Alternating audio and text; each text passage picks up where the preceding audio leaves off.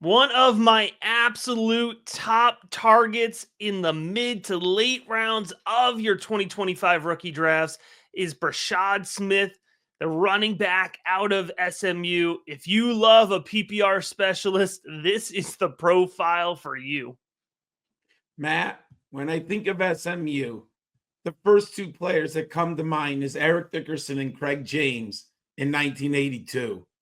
And then the death penalty in 87 and 88, and how bad the Mustangs were for 7 years afterwards. And it wasn't until Coach June Jones reignited the program in 2009 where the Ponies really interesting again. And they've actually been great over about the last 10 years in the American Athletic Conference and last year in the ACC. While there's no question that Smith is in the Dickerson and James boat as prospects, he's the best running back coming out of the program that I've seen in my 12 years. He was a 4-star recruit in high school. He was the 193rd overall player and 29th receiver in the nation. And I said that right, folks. He was a receiver coming out of high school. He was selected to the Under Armour All-American Game and the U.S. Army All-American Bowl. He enrolled at Miami over Alabama, Auburn, Boston College, and Florida, among many other schools. In 3 years at Miami, he predominantly played receiver and special teams. He had 69 catches for 770 yards and 4 touchdowns. But he only had 18 carries for 177 yards.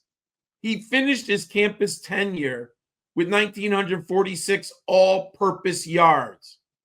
And as a kick returner at Miami, he had 39 for 975 yards, averaging 25 per return.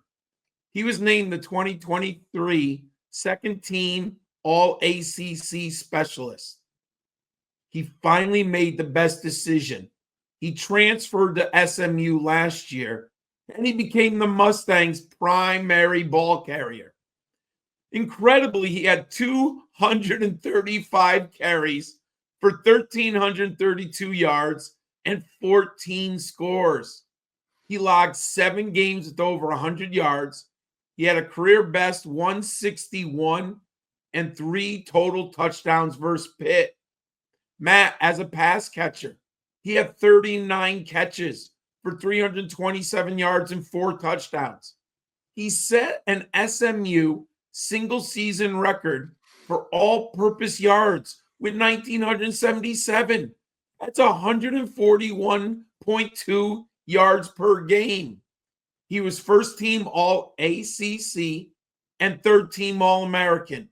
Matt, he was simply incredible and made a terrific decision. I know you like the tape because we talked about him earlier on the Senior Bowl. Tell viewers what they should know. Yeah, we've been hyping up Brashard Smith since back in December, and there's a lot to like. So we're going to take a look here at his tape in a moment, but just to set you up for what you're going to see, a pass catching specialist. John, you mentioned it. He was recruited initially to play wide receiver, and you could absolutely see that in his pass catching ability, but he gets it done on the ground as well. He's super quick. He's got good short area burst.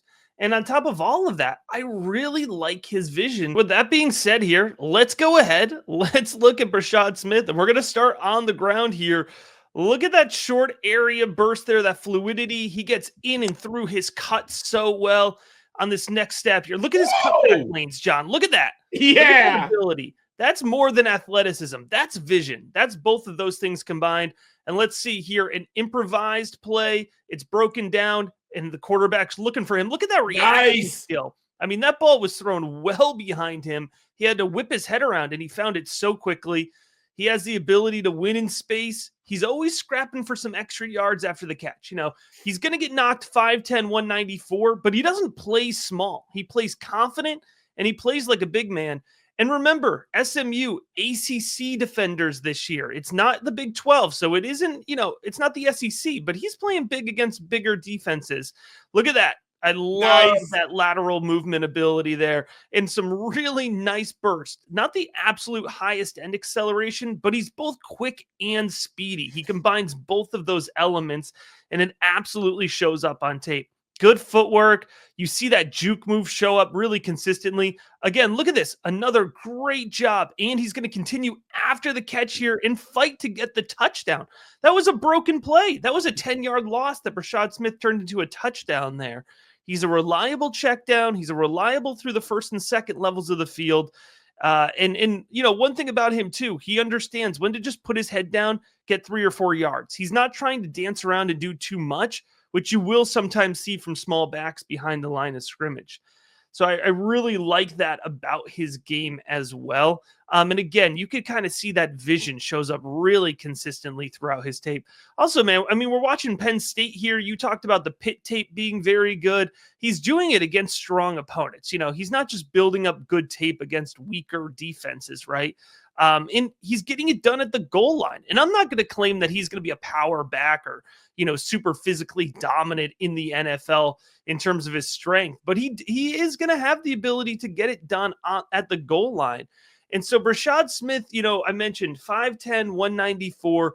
He's not going to come in and be, you know, the most the highest volume on the ground type guy, right? But he absolutely could have 150 to 175 touches on the ground. And then, you know, very realistically, 40, 50, 60 receptions, you know, over his first few seasons, averaging, you know, somewhere between, you know, 45 and 50 receptions a season. That's absolutely in play. And that's going to get you to be a top 24 running back consistently here in the way that he started as a wide receiver, converted to running back. You know, it's some shades of Tyrone Tracy, who we really, really liked last year and encouraged patrons to go and get. So there's a lot to like. There's a lot of upside there with Brashard Smith, but not as much upside as the resources available over at patreon.com/rookiebigboard. John, this is the final week of rookie profiles, but we have so much more in-depth analysis available over at patreon.com/rookiebigboard. For just $5 a month, you can get our Dynasty, Devy, and of course, rookie rankings. The 2025 rookie guide will drop the week that you are listening to this video. It's over 100 pages. It is almost ready to post, put out there to the world. 2025 seasonal projections for every single Dynasty player, which will be updated with all of these rookies the weekend of the NFL draft. So much good stuff. The Discord, personalized advice for just $5 a month. Folks, if you are watching every single one of these rookie profiles, we're helping you out. Head on over, support us, and I promise you are going to get so much more insight over at patreon.com/rookiebigboard. Whether you're watching or whether you're listening, the link to join will be in the episode description. All right, John, so clearly I'm a fan of the tape there, but let's talk about the stats, because it is a bit of an interesting journey to get to this point for Brashard Smith. Absolutely. And I don't usually do comps. Matt and I have been working together for 6 years, and I'm not a big comp guy, but I'll tell you 2 players that popped in my mind when I watched the film. First, I'm going old school. Eric Metcalf in the 90s. He is like that type of explosive playmaker. And then remember James White of the Patriots. I do think Brashard Smith could have a very similar career NFL player as James White, especially in the right system. You mentioned it, Matt, 5'10" and 194. So he's not going to be a bell cow. I think 175 you had mentioned, I think that could be his max for touches. Maybe he's a 130, but 45, 55 receptions. His BMI is a little undersized at 27.8, but I agree with you. He plays bigger. He's definitely a tough player. Like, he doesn't shy away from contact, and that could be detrimental in the long run if injuries. But there is no real big injury history that I saw with Brashard Smith at this time. At the combine, Matt, he's as athletic as it looks on film. A 4.39 in the 40, that's really nice. A 1.58 10-yard split. And he has the burst and the explosion in the vertical and broad jumps. So we've checked a lot of boxes, and you put him in my model. 6 yards per attempt, Matt. That's really solid. I don't care where you're playing running back. Scrimmage yards this year. For a young man who was never a running back, to have 1,659 yards is stupendous. He had 28% market share of the Mustangs, and they won the ACC, and they went to the playoffs, folks. So he was a very important player on a great team.